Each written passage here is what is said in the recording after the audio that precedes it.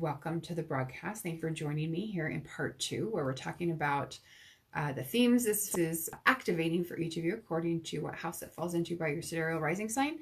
And what I'll do is I'll go through just sign by sign. If you join late and you don't quite catch, ask me to repeat. Just let me know in the comments what your rising sign is, and I'll recap if you happen to join late, and I'll invite you to do that again at the end after I run through all of these in case you join while we're broadcasting. If you have Aries rising, this is going to be a 10th house new moon for you, right? The natural zodiac. 10th house is career, it's awards, it's recognition, it's achievement, it's status, it's fame, it's reputation. It's all of those things, it's accolades, right? And so this is a very relevant discussion when we move on to talking about the themes and archetypes of Capricorn for those of you who have Aries rising. If you have Taurus rising, it's going to be a 9th house new moon for you. So that has to do with higher education. It has to do with long distance travel, has to do with long distance communication. So things like publishing and broadcasting, international broadcasting, large audiences, or long distances. Those are the big ones. Also has to do with religion, philosophy, and law, the 9th house. And I think you've seen we've had in my country a very big legal undertaking just get underway within orb of this particular new moon in the natural sign of consequences and outcomes, right? So it'll be interesting to see how the energy continues to play out with the Saturn-Pluto conjunction in play. That's really an uncommon aspect that really only happens about once every 35 years or so. So this is kind of an unusual time to be living through for all of us. For Gemini rising, this is an 8th house new moon for you. So Gemini rising, this is going to be related to other people's resources that are at your disposal. It's going to be related potentially to investment earnings. Those are considered 8th house, or insurance monies. That can be premiums that you pay. It can also be insurance claims that are paid out to you. This could have to do with taxes, whether that's taxes that you owe or taxes that are refunded to you. It can have to do with inheritance or estates, wills. Bonus and commission income also falls under the 8th house, as do some other kind of esoteric themes like the occult, death, rebirth, transformation, metamorphosis, but also psychology, investigation, research, kind of deep digging types of activities.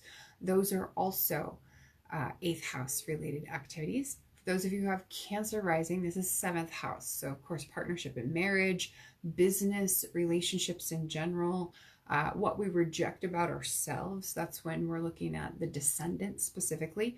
We're looking at things that we reject about ourselves and that we tend to project onto other people. That can give us a clue, especially if you're wanting to do shadow work. The 7th house is an excellent house to dive into for doing shadow work. If you have Leo rising, this will be a 6th house new moon for you. So expect something new to be changing in your workaday life. 6th house has to do with work. It has to do with health. It has to do with your daily routines and schedules. It has to do with your habits. It has to do with employees and pets as well. So if you have a business or run a business, you may be looking for new employees with this new moon. That's always a possibility. Or you may just find that there's something different with your work schedule on a daily basis. For Virgo rising, this is going to be a 5th house new moon for you. So 5th house has to do with creativity and children, right? It has to do with romance. It has to do with love. It has to do with things that are related to our heart, because the 5th house is ruled by the heart, right? So this has to do with pleasurable activities, things that bring us joy and enjoyment.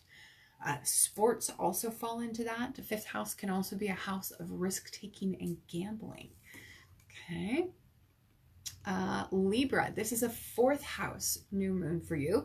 So the 4th house, that's family, that's home, that's real estate, right? That's your parents. It could be either one or both of them. The 4th house also has to do with later life.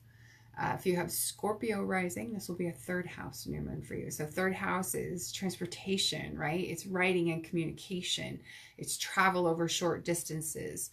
It can also have to do with childhood education or short term kinds of studies, right?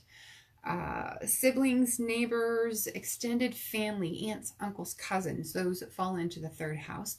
And the 3rd house also rules your immediate environment. Okay. And then for Sagittarius, it's a second house new moon for you. So if you have Sagittarius rising, this is going to be related to wealth, possessions, movable assets. So things that aren't real estate and things that aren't other people's money, right? So earned income that you receive from the work that you do, or expenses and possessions may come up as issues when the second house is activated. And then for Capricorn, this is a first house new moon for you. Like I was saying, it's your birthday new moon. So the first house is related to personality. It's related to self-expression, mannerisms, behaviors, our physical appearance, our body, the way we show up in the world and the role that we play in the world, right? So this can be an opportunity for those of you who have Sagittarius rising to kind of step into a new role, or to take on a new identity, or a new way of expressing yourself, or coming across to people, right? But because it is your birthday new moon, if you have Capricorn rising, you of course get to use this new moon any way that you want to. So I would encourage you, if that's you, if you have Capricorn rising, use this new moon the way that you feel most led or most desire to use it, okay?